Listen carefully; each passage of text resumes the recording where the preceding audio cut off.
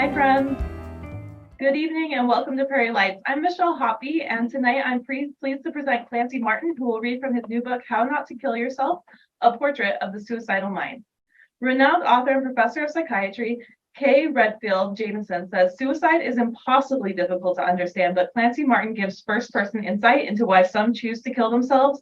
Importantly, he also gives witness to the kind of hard work it takes for a suicidal person to opt for life. And author David Shields calls How Not to Kill Yourself the most honest, complicit, searing, and discomforting book I've read about suicide. And I've read quite a few, he says, out of purely scholarly interest, of course. He adds, all great narratives pose a battle between the force of life and the force of death. How Not to Kill Yourself does this as brilliantly and powerfully as any book I have encountered in quite some time, thrilling and useful. Clancy Martin is the author of How to Sell, as well as numerous books on philosophy, and has translated works by Friedrich Nietzsche, Soren Kierkegaard, and other philosophers. A Guggenheim Fellow, his writing has appeared in The New Yorker, New York, The Atlantic, Harper's, Esquire, The New Republic, Lepham's Quarterly, The Believer, and the Paris Review. He is a professor of philosophy at the University of Missouri in Kansas and Ashoka University in New Delhi. He is the survivor of more than 10 suicide attempts and a recovering alcoholic. Tyre Fyotek currently practices psychotherapy in Iowa City. In a previous life, he studied classics at the University of Iowa and wrote a dissertation on death and ethics, deathics, as he calls it, in Homer's Ethics. We are very glad to have them here tonight. Please first welcome Clancy Martin.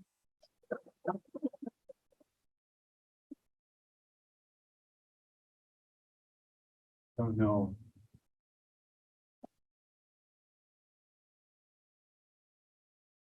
I don't know if this will be necessary. Does it seem like it's necessary? It's helpful? Yes. Okay, sorry. Then I will use it.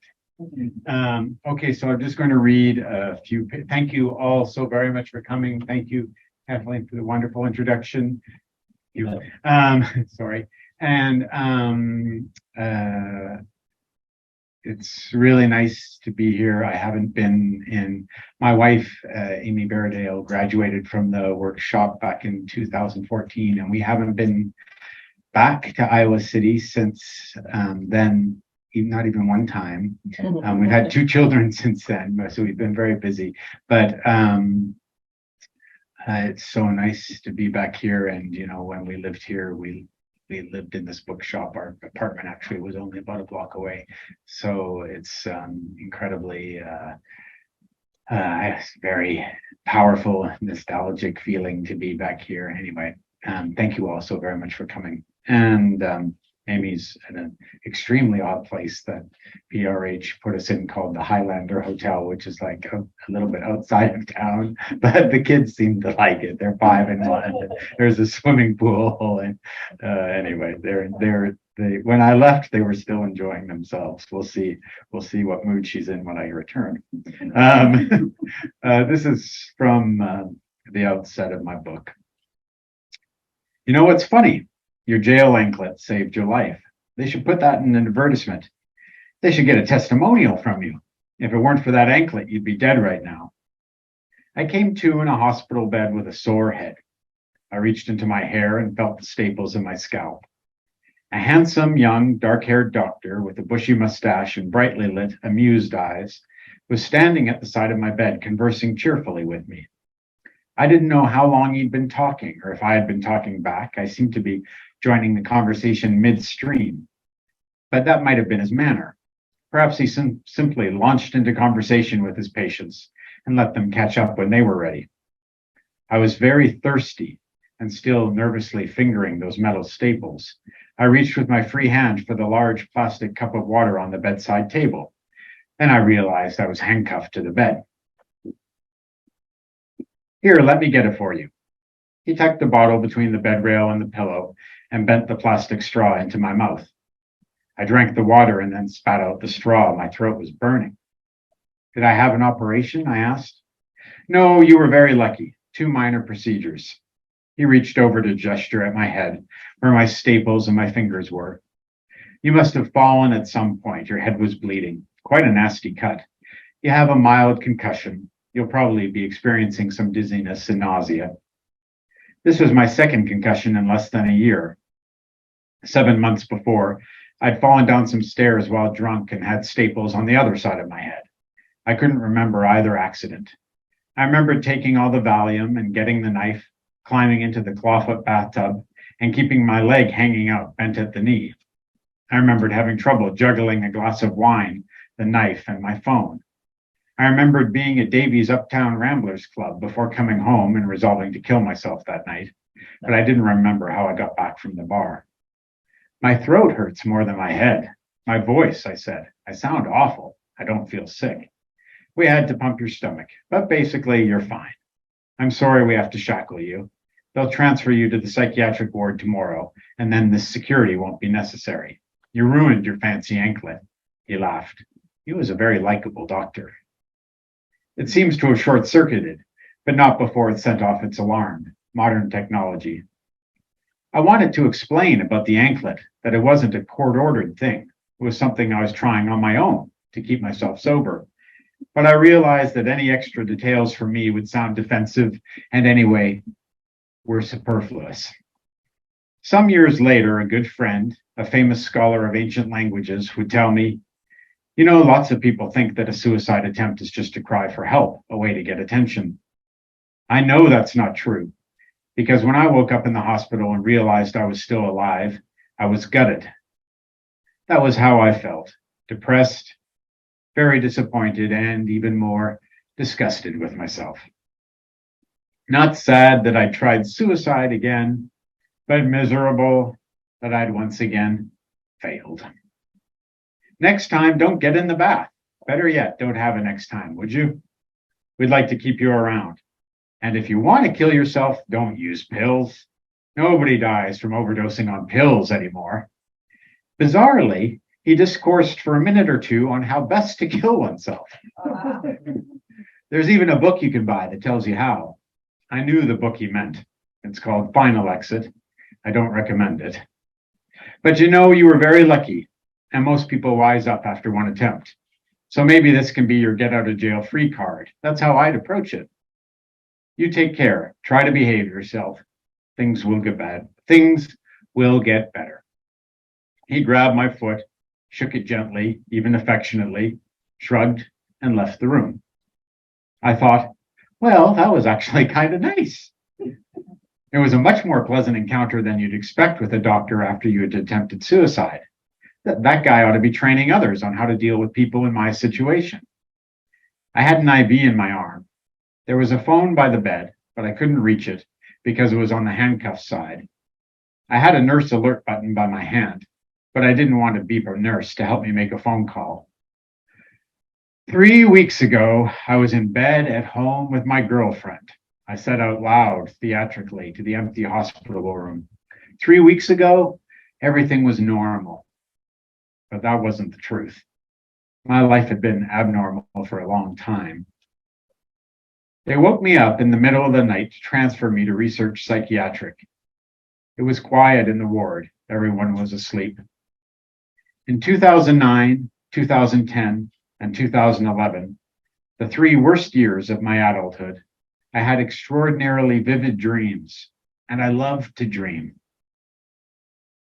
Because I often dreamed of my daughters and other good things that were no longer real in my waking everyday life. At this point, I was separated from my wife, who wasn't allowing me to see our children. I was kicked out of the house and living in a grubby little apartment that a friend described as the kind of place where you expected Charles Bukowski to die. I was avoiding my colleagues who knew I was falling apart when they saw me and tended to regard me with pity or anger. One of them even said to me quite bluntly, "You look like shit and you haven't been doing your job." This particular suicide attempt was in the winter of 2011.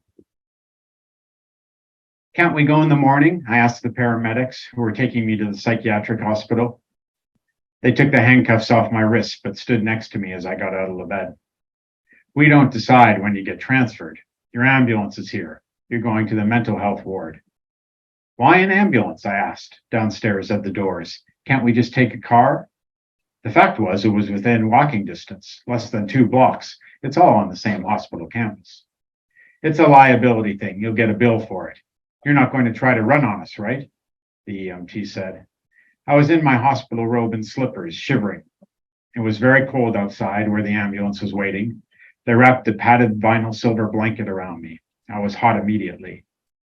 The field beyond the parking lot was covered in snow. The stars were bright. I thought, that's what I'd like to be, as far away and as indifferent as the night sky. Run where? You can sit up here with us, the other EMT said. It's not strictly according to regulations, but what the hell? It was a bench seat, and I sat in the middle between the driver and his partner. It's like bringing out the dead, I said. Did you guys ever see that movie? The driver said. He had a beard and looked about 20 years old. The other one said, I think I saw it. If you saw it, you'd remember, I said. It's about an ambulance driver. Nicolas Cage, and he sees ghosts, right? The driver said. That's it. You did see it. I paused for a second. We were pulling up to the psychiatric building. You guys ever see any ghosts? I believe in ghosts, and I think suicidal people can see into the world of ghosts in a way that sturdier folks cannot. The great writer and sometimes suicide attempter Yi Yun Lee observes, I have always believed that between living and dying, from being to being no longer, there are secrets understood by those nearer to death. And the Canadian physician and addiction expert Gabor Mate describes alcoholics like me as living in the realm of hungry ghosts, people who have become ghosts while still alive. For my part, I think you can almost see when a deeply addicted person who is killing himself with his drug of choice is making the transition into the ghost lands. Chronic suicide attempters also tend to have that shadow across them. Not Scorsese's best, the driver said, ignoring or avoiding my question. I always thought Goodfellas was his real masterpiece. Or Raging Bull, I said. That's one of the saddest movies ever made. I was thinking about my father, who had briefly been a professional boxer and who, like the boxer the movie is based on, Jake LaMotta, had a tragic, doomed quality to his later years. I've seen a couple of ghosts, the guy on my right said. People see them. It's a real thing. My aunt once had a ghost ask if it could kiss her, a female ghost. No one wants to hear that BS, the driver said briskly, interrupting his buddy. We're here at the psychiatric hospital, he said, giving the ghost guy a pointed look. And I'll stop there.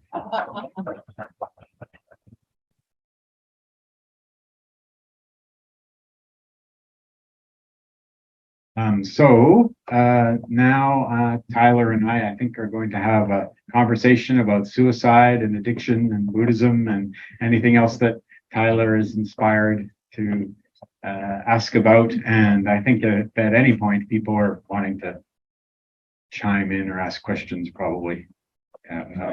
Yeah, where it Tyler, takes us. take it away. I'm ready. Well, actually, and just hearing you do that reading, I came up with a question I had not planned for. I really appreciated the, Bill as a philosopher, and indeed talk about a lot of philosophers' views on suicide, bring in a lot of different kind of writerly perspectives on suicide, different kinds of thought, religious and spiritual as well, and just coming at it from a lot of different angles, and I think that that's one of the that kind of like open-mindedness to having this conversation was really helpful to let people draw on all these different kinds of resources. Is this something that was intentional on your part, or this is just how you yourself think about it and, from all those different angles? That's a really great question. I had that conversation with my editor, because an easy way to write the book would have been to sort of write it as straight memoir and not to bring in as many different sources of thinking about suicide as I did. But I really thought it was important on this particular subject to recognize that since the sort of the beginning of world literature, we have these incredibly smart discussions of suicide both for and against, when we look at the history of world literature and philosophy. And one of my own favorite texts comes from an Egyptian papyrus that is about 4,000 years old, that is remarkably similar to a conversation that Mark Maron had with Robin Williams about suicide some years before Robin Williams took his own life, suffering, of course, from Lewy body dementia. So I thought that, that to try to do justice to kind of the phenomenology of suicide, what it's like there are so many wonderful books on suicide, starting with Durkheim's book on suicide, and to maybe culminating in Redfield Jameson's book on suicide, Night Falls Fast, that really look at suicide from the outside in. Although, of course, Kay Redfield Jameson had personal experience of suicide and talks about it in that book. But I wanted to kind of look at suicide as much as I could from the inside out. And then to do that, I really wanted to look as widely as I could at what other people, particularly people who had wrestled with suicidal thinking, had to say about suicide. And then when it came to trying to help people to see people who might be like me, who might be, the World Health Organization estimates that 10% of the world population suffers from suicidal ideation, perhaps chronic suicidal ideation. 10% of the world population, we're talking 700, 800 million people. And that statistic that number is probably low because there's such widespread stigma and taboo. In many countries, it's still a crime. In some countries, a very, very serious crime to commit suicide. So it may be more than 1 billion people who are wrestling with this way of thinking. So I thought, okay, I want to try to provide as much, wisdom about the subject. And there's only, I can't really, all I could do is tell my own story, and hopefully that's helpful to people. But then there's a whole lot of other really smart people who have thought about the subject and written about the subject. So that's why I felt like that was a good way to do it. Okay. Yeah, well, and telling your own story seems to have been very helpful for you. And so shifting from the product here in the book to the processes that produced it, there's different kind of writing that seems to have you've developed along the way. There's even as opposed to your fiction writing. And there's a passage that I wanted to read from, if that's okay, where you speak to this. You said that when you were not drinking, it was hard to write fiction for a time. Is that right? And you're right. If I were in a particularly foul, depressed, or sensitive mood, my wife Rebecca would often tell me, quote, "You need to write, go write, right now."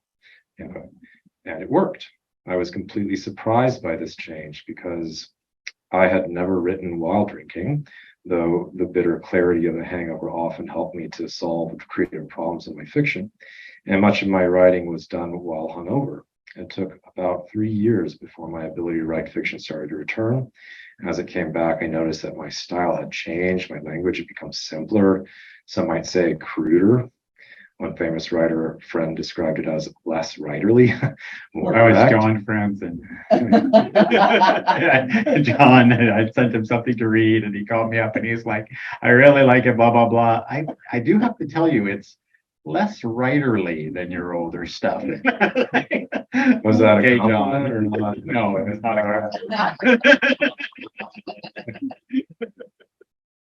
compliment. But you conclude here, this makes sense to me because my entire experience of the world now feels much rawer than it did when I could drink. And I'm wondering then if this in this passage, here some of the way in which writing took on a certain kind of function for you, not just about producing something like just someone else's story. Yeah, that I think is the. If you don't mind me saying so, I think that's like the single smartest, the writing a book has changed since the last time the last book I published was in 2015. I published 2 books at the same time, and a very short novel called Bad Sex that appeared with a variety of different titles depending upon where it appeared, and a nonfiction book called Love and Lies. And both of those books came out before podcasts. And so if anyone were thinking of becoming a writer, although I would have lots of other reasons to discourage them, I would add to the list of reasons for discouraging them. The other thing I say, I'm not saying I've spoken to some wonderful podcasters and wonderful medium and et cetera, but it does make the process of book promotion a little bit interview intensive, I guess. But of all the questions I've received in the past few months, I think that's the most sensitive and intelligent question.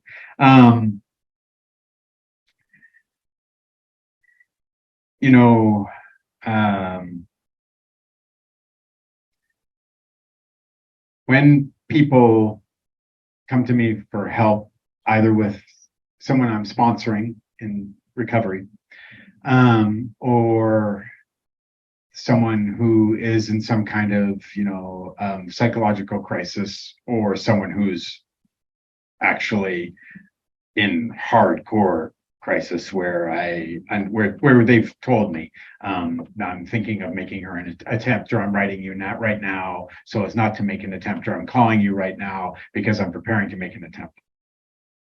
It depends on my relationship with this person, but because some people I know that they're not going to have the patience to write. But even in those cases where the people who have written or called me, I know are not naturally inclined to write, I try to encourage them to write a little bit. I have this one fellow I'm working with right now who's a Marine, and I'm very worried about him because one of his friends committed suicide really recently. And as I'm sure everybody in this room knows, the armed people in the armed services have disproportionately high rates of suicide for a variety of reasons, all of which are not hard to imagine. Even this fellow, I've managed to get him writing because, as anyone who's, probably everyone in the room knows, journaling is just like a standard thing that you do in 12-step recovery. It's a very useful, I don't know if you use it or not in your practice, Tyler, but it's a standard therapeutic practice that we all know about, and it's very, very helpful for people who are suicidal to start writing down their feelings. So of course I try to get people writing, but what I didn't expect, I truly didn't expect writing this book was going to have a therapeutic effect on me. I don't know why I didn't expect it. I think I just sort of wasn't thinking in those terms. Also, I don't think the other writing I'd done previously on suicide had been particularly therapeutic. And I think I hadn't kind of shifted gears in my head from sort of the way I had to shift gears away from fiction writing to the particular kind of writing that I was doing here. And about two summers ago now, I went into this depression. I was getting close to finishing the book, and I went into this depression that was it was up there with like my top 10 depressive episodes in my life. It was really bad. Mercifully, it was extremely brief, but for anyone who's wrestled with depression in the room, and probably quite a few people who have, part of the problem with it is that you don't know how long it's going to last this time. And you're like, what it feels, all the signs, as it's getting worse every day, and you're like, oh my God, is this going to be the one that never ends? And it always sort of feels, I always tell people, one of the problems with negative emotions is they have a kind of certainty to them that positive emotions don't have. They have this weird ring of truth to them that positive emotions. Yeah. So when I was afraid I was going to have to stop writing the book, I was like, I remember telling my editor, I don't know if I'm going to be able to finish because I'm like getting so, but then it passed very quickly. Anyway, and then about a few months before the book came out, and then ever since the book has come out, it's like, I've even had, I don't know if I would go so far as to say I've had days when I haven't thought about suicide. I mean, but my whole attitude, it's like some kind of switch flipped in me or something.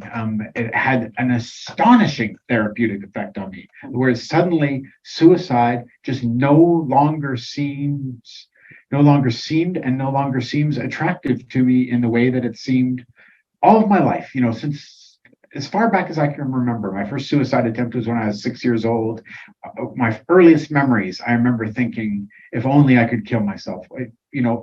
Thinking about the color of the carpet, touching the carpet, and thinking, if only I could kill myself, which would sound shocking to people. But I've spoken with people as young as 3 who made their first attempt as young as 3, and spoken with psychiatrists friends who've treated people who made their first attempts at 4 and 5 years old.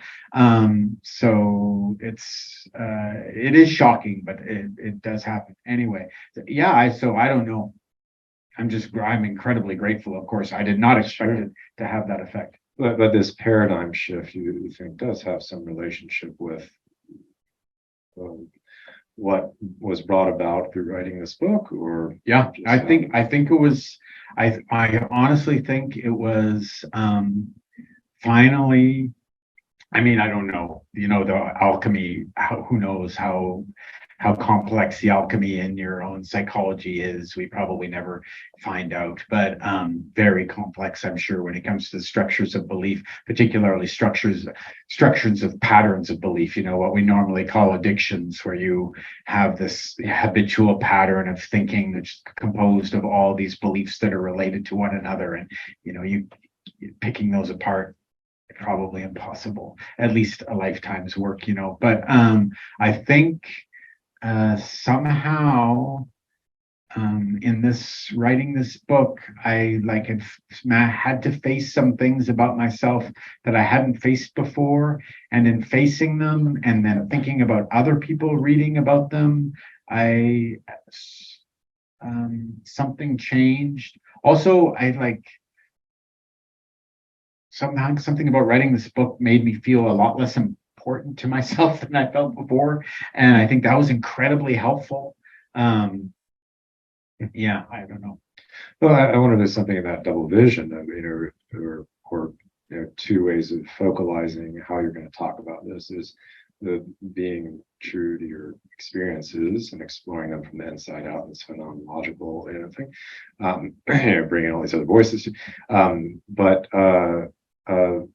that concern maybe for seeing it from that readership, taking also some concern for how it would look to someone who's struggling with these things to read. I wonder if that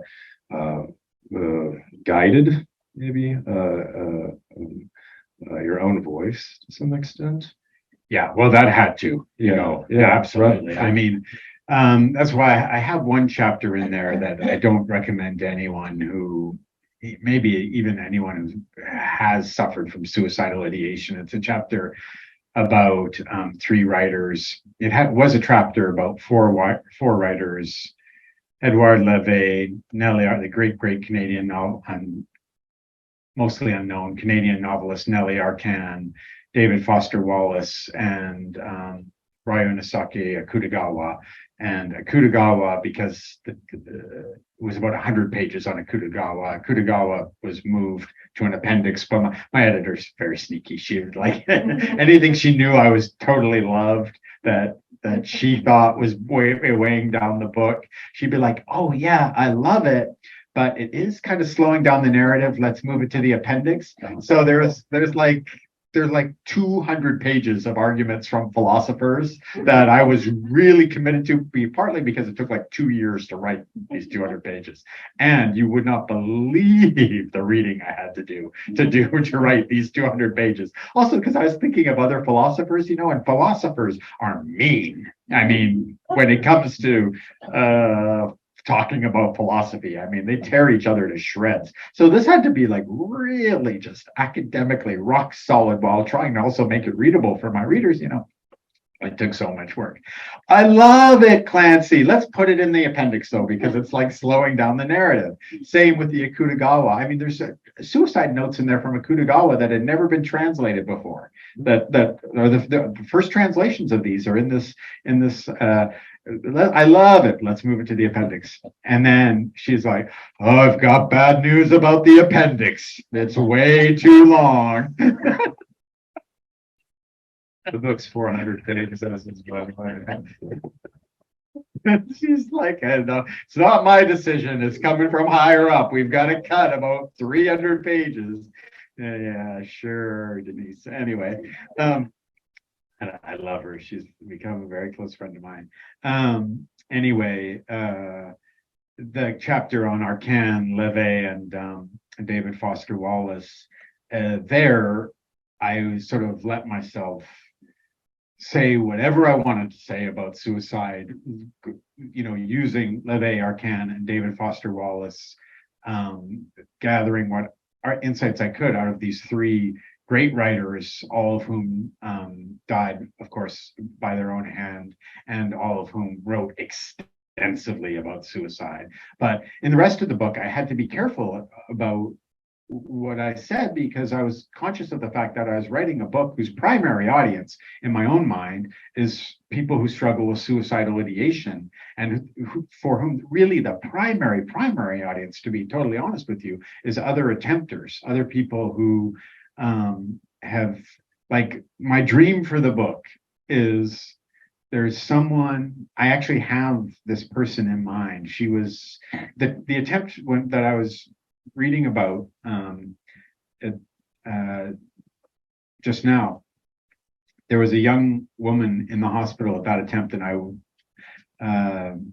didn't make friends with her because I was like an older guy. She's quite young, 19 or 20 years old, and so I was obviously not going to make friends with her, but she was determined to make friends, and so eventually we became friends.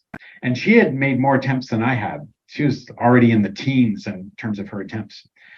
And I mean, she was just so obvious. She's just perfect. There's nothing you wanted to change about this person. The only thing you wanted to change was this terrible view that she had in her head that she needed to die, that she needed to make a suicide attempt.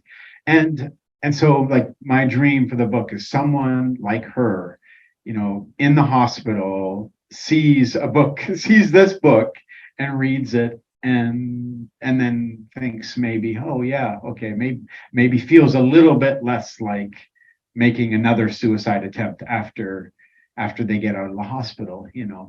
So yeah, that's why I was very conscious of that. And when it comes to that particular chapter that I'm mentioning, I say, hey, you probably, if you're this person, you should probably just skip this chapter entirely. And there are a couple other places where I say, hey, now I'm going to talk about something that if you're an attempter, maybe you should go and read the last chapter where I talk about some useful techniques for people who are attempters. The fact that it's a whole book about suicide, even if it's how not to, but not that you're that dogmatic,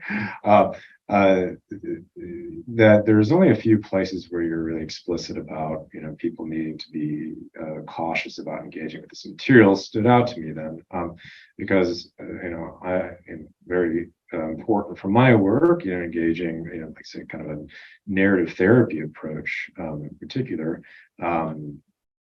How do you engage with people's stories in a way that is actually going to be moving them forward, actually kind of disrupting these problematic patterns, rather than the kind of story and narrative that you're saying is a problem with an author like Wallace, that they write eloquently and make it look inevitable, right? And so what are you doing that's different from that makes it, hopefully help people break from that sense that this is inevitable?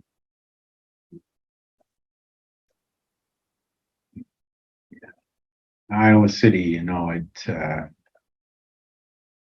many smart people living in one city, and it has some kind of brainwave effect, and it winds up making everybody too damn smart. Very, very, very smart question. Very challenging question. You know, I have my theories for why it works. yeah, You want me okay. to- yeah. Well, yeah, I would like to hear your answer to this question. You know, one thing that I think from my seat about in response to that question is that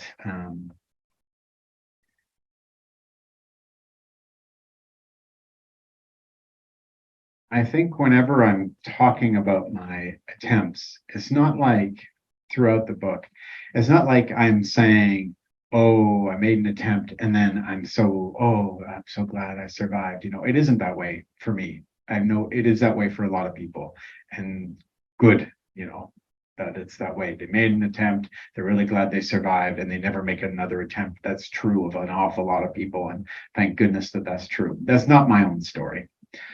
Um, but as I go through these, I think I try to show the way that my beliefs are slowly changing with respect to the question of suicide, and how it starts out as both how it becomes an addiction, but also how it becomes like with an addiction, how an addiction starts out, you know, addictions start out with something that you kind of like an awful lot of the time, you know. You don't become addicted to my own favorite drug, alcohol, because the first time you take a drink, it makes you miserable and blah, blah, blah. It's, you know, it's like Bill W. says, if you've ever read the big, you know, when he's talking about it, he says, I took that drink and then I took another, and then behold the miracle, he says, behold the miracle. Suddenly I was witty. Suddenly all those walls that separated me from other people came down. Suddenly I could talk, I could connect with people. I felt love. I felt love for the world. I felt love for myself. That's what it's like for a lot of people but it doesn't stay that way. And then you start doing what, you know, a heroin addict calls chasing the dragon, and every time you get drunk it's a little bit worse than the time before, and then that whole thing is gone. But that doesn't mean that you aren't addicted, and in fact that can be part of the addiction. So I try to show that, you know, how my thinking about suicide changes as my through the so that's part of it, I hope. I don't know, what do you think? Well, to your point here, it doesn't seem like you have a clear sense that there's a destination, but you do show yourself moving forward, and you know, moving in different directions, and you know, at some point your sobriety starts becoming a positive symbol of your efficacy. And I can imagine that, you know, at an earlier point in your life it may have had a very different kind of meaning for you. So you changed and you live long enough to change. And I think that's kind of what you get at with this. Like, you could always do it tomorrow, just don't do it today. Yeah. You know, kind of, or, you know, at least give yourself tomorrow, if nothing else is going to help you through. But you know, I also thought that, you know, since, you know, you're really clear at some point that that this impulse to die and to kill yourself is a part of an effort to escape Clancy. You know, not having a tolerance for Clancy. How do you not build up a tolerance to Clancy when you write so much about Clancy's life and the ins and outs from all these different angles, right? Yeah. And I do wonder if there's a way in which, you know, instead of the inevitability of death, there is a way in which you know, through this all, you know, been inhabiting yourself, and that's that process of inhabiting oneself, that kind of ruthless honesty, you know, is something that maybe people can benefit from. You know? Yeah. Well, thanks. I mean, yeah, I do think it's a funny thing that I've noticed that in trying my best to be, you know, and look, Nietzsche says this very well. He says, lying to others, relatively speaking, is an exceptional act. By far how we learn to lie, and by far the person we lie to the most is ourselves. You know, the layers of our self-deception are, you know, almost bottomless and indecipherable. So whether we ever can come around to something like radical honesty, ruthless honesty. Yeah, it's bad. But there is a difference between trying to be more honest with yourself and allowing yourself to be less honest with yourself. That's for sure. And what I found for me in trying to be more honest with myself about some things, which the principal way of doing it was writing about it, but also having some difficult conversations with people I loved, of course, and especially my children, was that like it, and where your question started, for me, the best way always, and the great appeal of alcohol was that it was a way to kind of escape the smell of Clancy, the smell of Clancy, just the stench of Clancy, the claustrophobia of Clancy, just like Clancy, glue, how do I get out of it? How does anyone stand it? The alcohol solved that, and making a suicide attempt was the culmination of that. Well, this attempt to be more honest, and these conversations trying to be more honest, this like sort of like I kind of realized that I had a confused idea about what it was about this whole Clancy person from the get-go, that there wasn't such a Clancy so much as I thought there was, I was very confused about this whole Clancy guy. Then once I realized that this Clancy guy wasn't nearly as important as I thought he was, or, and that all these like beliefs I had about and expectations I had about this Clancy guy, and hopes, all these kinds of crazy ideas I had about him, that all that was kind of bullshit that I'd made up, and then committed myself to. Then suddenly he became much less offensive somehow, Yeah. So like then he could just be more like an ordinary human being, and I could see him that he wasn't so terribly important, and that actually even other people, not being so important that you have to and like not and sort of like letting Clancy be more like a question mark and less like an exclamation point, Yeah. But Michelle, does the event end at 10 till or at 8? At the hour. At the hour. Okay. So we should probably see if. Well, there's one more comment that I might add, if we can, before questions, that on this topic of authenticity, and then because I think you're speaking to a shift, and and maybe this coincides with the paradigm shift too, and that being able to accept Clancy as a question mark instead of an obsession over fraudulence that came up, and even being, and that seems like suicide just brought you deeper into questions of fraudulence, and am I fraudulent as someone who doesn't succeed at killing myself? I mean, for anyone who has an attempter in their life, you got to help them with this if you can, Go ahead. Just this point about the paradigm shift about feeling like you have to live up to or avoid, a fixed story, narrative about yourself. Right. Yeah. No, I mean, I think that's exactly right. You don't. I definitely realized that about myself, and part of it really, at the end of the day, I think for me, it's, and I don't know if in a way, I'm not even sure how before writing this book, how clearly I had been willing to confront the sheer number of times I tried to kill myself. I knew like I was really spectacularly bad at it, and I knew some of the reasons I was so bad at it. I mean, sometimes I really got lucky, I've jumped off a building and been saved. I mean, there've been some times that I just flat out got extremely lucky, but also it's like I'm cowardly. I'm afraid of pain. There's been plenty of times where I've just been like, wait, am I sure I want to go through with this? And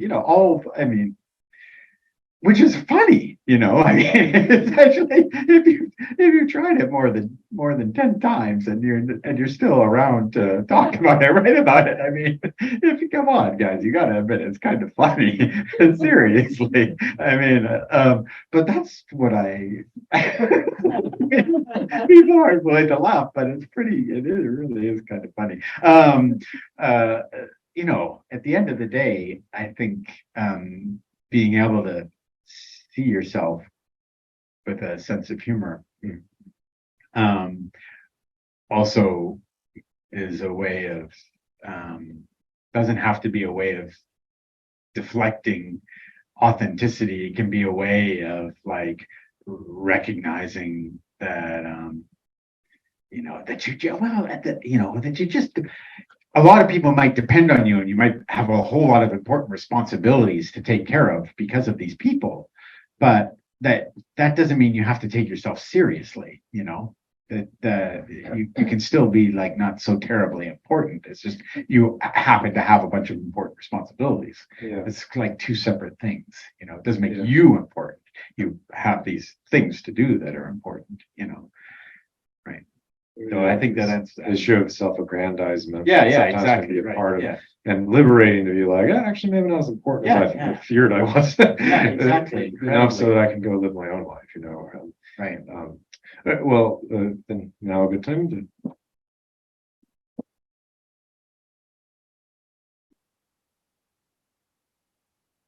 Okay.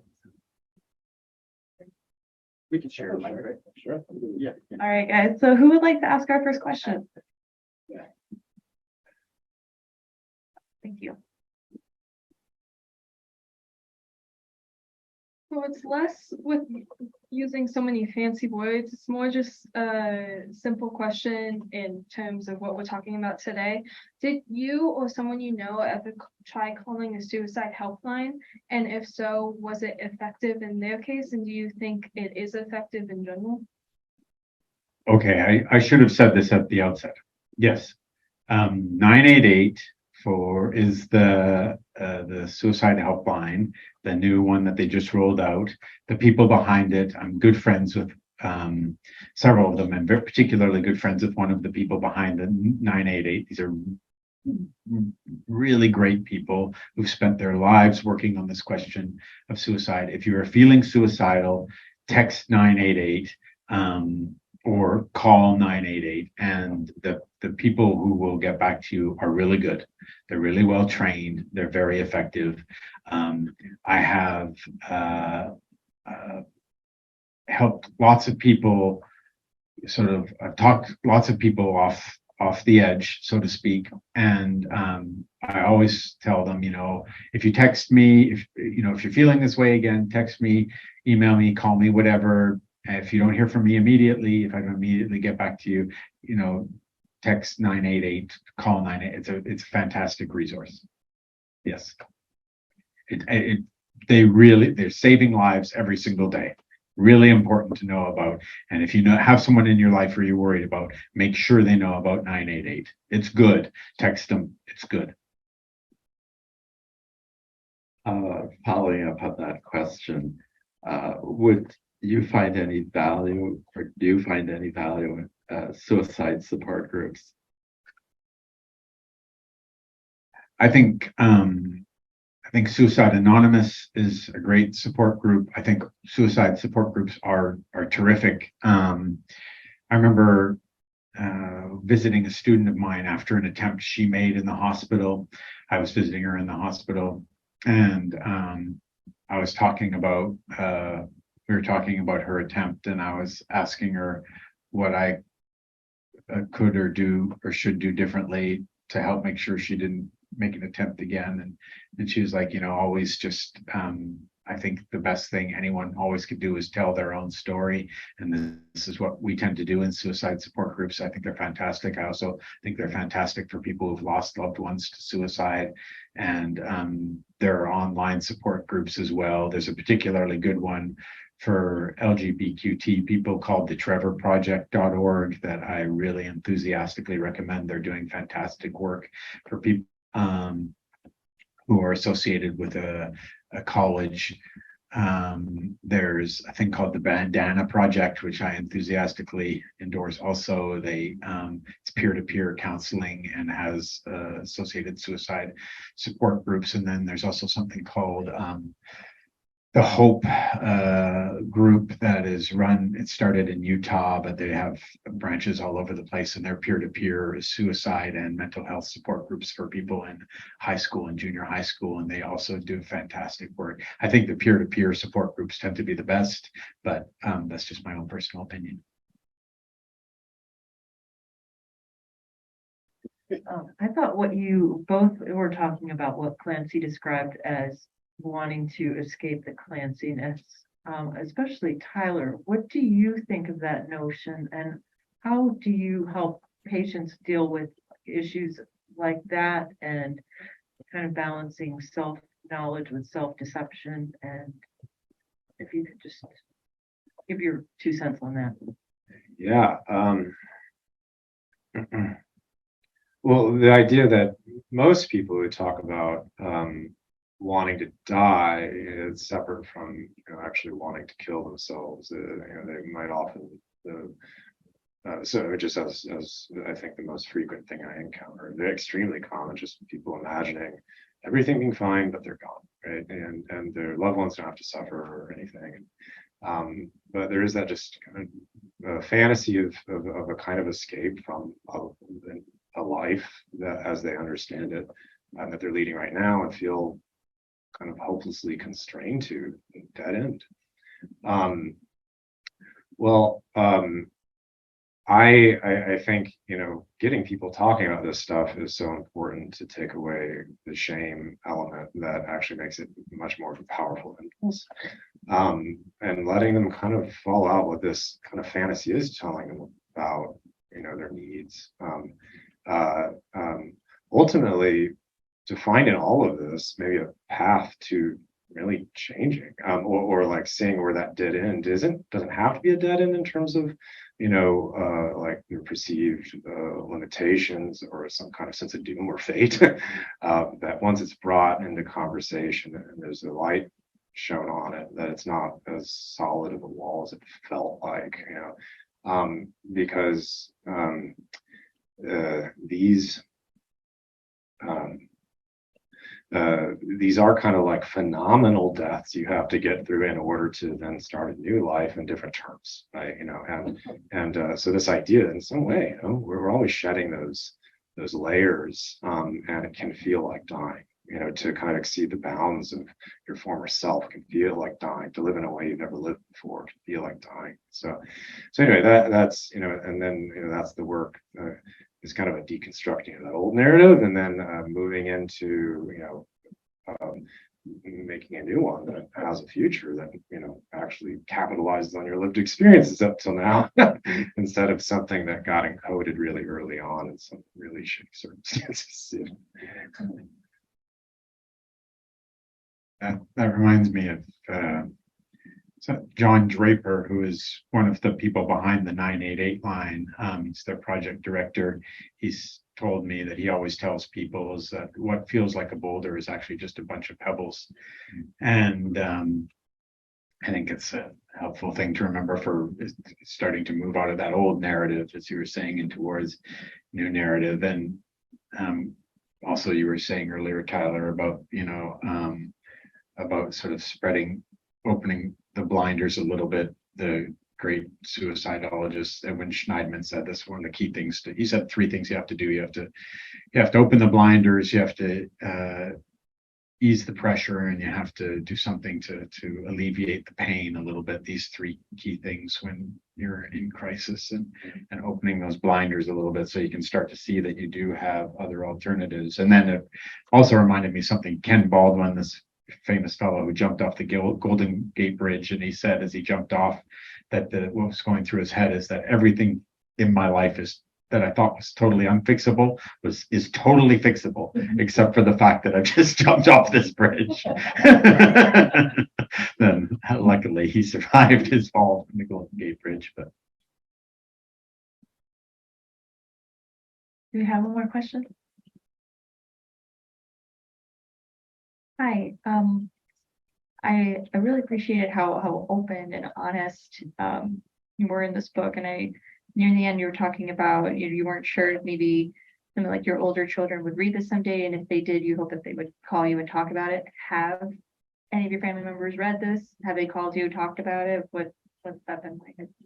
Yeah, of course I worry about Zelly, Margaret, and Portia, my three eldest daughters, are 28, 18, and 16. And Zelly's read it. Zelly features prominently in the book in a variety of ways. But